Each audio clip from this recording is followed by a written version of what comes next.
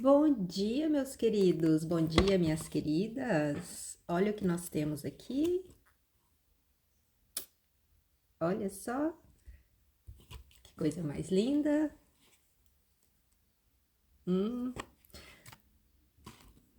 tudo bem, gente? Como prometido, esses são os nossos milagres. E eu quero contar um pouquinho porque eles são os nossos milagres. A palavra de Deus nos diz em Provérbios 4: todo caminho do homem é reto aos seus olhos, mas o Senhor sonda o coração. Essas três bênçãos são filhotes de Rose e de Thomas. Rose passou por um processo em junho, julho e agosto, um processo de dermatite atópica, e ela ainda estava em fase de crescimento.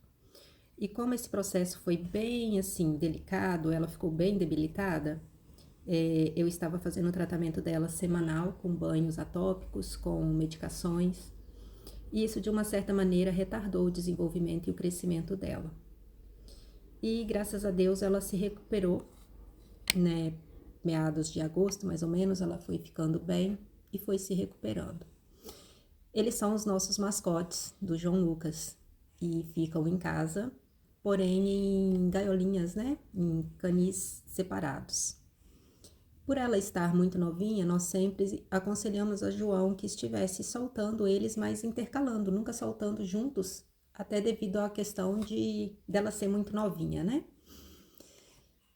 E, para nossa surpresa, há umas três semanas atrás, 4 semanas atrás, eu comecei a observar a Rose meio agressiva quando a gente ia pegá-la. E a Ângela até comentou com a gente que a Rose estava engordando, estava gordinha, né? Mas a gente não se atentou, porque eu ainda brinquei com ela, falei assim, bom, ela está desenvolvendo bem o seu crescimento, porque ela esteve muito debilitada pela situação, né, que ela passou. E aí vem a situação mais inédita que eu vou relatar para vocês agora no presente momento. O Espírito Santo de Deus começou a me incomodar para fazer uma faxina geral no quarto de brinquedos, no quarto na brinquedoteca de João Lucas. Ele vai tirando os carrinhos, vai tirando os seus brinquedos e da prateleira e colocando muitas das vezes por debaixo da cama. E no agito, na correria, né, mãe, vocês sabem como que é, quem trabalha fora, eu adentrava no quarto e passava aquela limpeza superficial. E uma semana eu fiquei muito incomodada de ter que entrar naquele quarto, adentrar naquele quarto e fazer uma geral. E num sábado, um certo sábado de manhã, quando eu cheguei na loja, o Espírito Santo de Deus me incomodou e falou: Renata, hoje você começa a sua faxina pelo quarto. Você tem que entrar naquele quarto. E tudo bem, eu cheguei em casa, falei: bom, vamos começar pelo quarto, né? A ordem do Senhor é a ordem do Senhor, então vamos lá.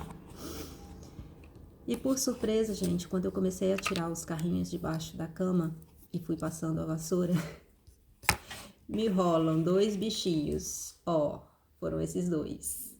Deste tamaninho. Pensa numa pessoa que quase saiu correndo de dentro de casa, sem entender o que estava acontecendo. Eram dois bichinhos que parecia rato, parecia sei lá o que, não deu para identificar. E de onde estava vindo, né? De onde surgiu isso, Senhor? O que é isso? Até que a ficha caiu. Falei, bom, o único casal que temos aqui em casa são Rose e Thomas, né? Então, caiu-se a ficha, então, que seriam filhotes de Thomas e Rose. Como? Como? Se ficavam presos, se eram soltos intercalados. Mas até aí tudo bem, então veio uma primeira grande aventura. Salvá-los. Eles estavam muito debilitados, eles estavam famintos, porque ela era solta só a parte da manhã, então foi o período assim em que tinha gente em casa e ela entrava e preparou o ninho e a gente não percebeu. Ela preparou o ninho debaixo da cama, deu cria debaixo da cama dos filhotes e foi presa, né, na parte externa, na parte da área. E ali ela não teve contato mais com os filhotes. A gente não sabe quantos dias esses filhotes ficaram lá sozinhos. E assim, foi um sufoco porque o primeiro contato com ela estava muito assustada também, ela não aceitava colocá-los para mamar. Ela até deu, como se diz, eu falo que ela deu um coice em um filhote, jogou ele uns 5 metros longe. Eu falei, pronto, agora o filhote morreu. Não tem como. Levou vassourada, ficou abandonado, passou pelo amor interrompido, ficou sozinhos, assustados, famintos, levou chute da mãe. A mãe não quer aceitar para dar mamar. E agora? Eu acordava de madrugada e ia para ver, para mim assim, na minha mentalidade eu ia chegar lá e só ia ter 3 cadáverezinhos. Mas diante disso tudo, passou-se 1 ou 2 dias e algo me tocou profundamente. E um misto de culpa e inocência me sondaram. Culpa porque esses filhotes, apesar de serem 3 serizinhos tão insignificantes, você pode pensar assim, ah, Renata, são só 3 coelhos, o que 3 coelhos significam, né? Me senti num misto de culpa porque se eles tivessem vindo a óbito, eu teria realmente me sentido culpada. E inocência porque a gente não sabia da prenhez dela. E aí me veio um questionamento. Para onde você estava olhando? Que não percebeu? Que não percebeu os sinais? Que não percebeu a mudança de comportamento? Que não percebeu a mudança física no corpinho dela, apesar de ser pequenininha? E aí eu me coloquei a imaginar como que um pai e uma mãe se apegam diante de uma situação de ter uma filha que chega com uma gestação precoce ou com um filho que começa a se perder nas drogas, na prostituição, como a gente tem visto no mundo. E aqui, pai e mãe, eu quero deixar um apelo. O mundo jaz no maligno, a gente sabe disso.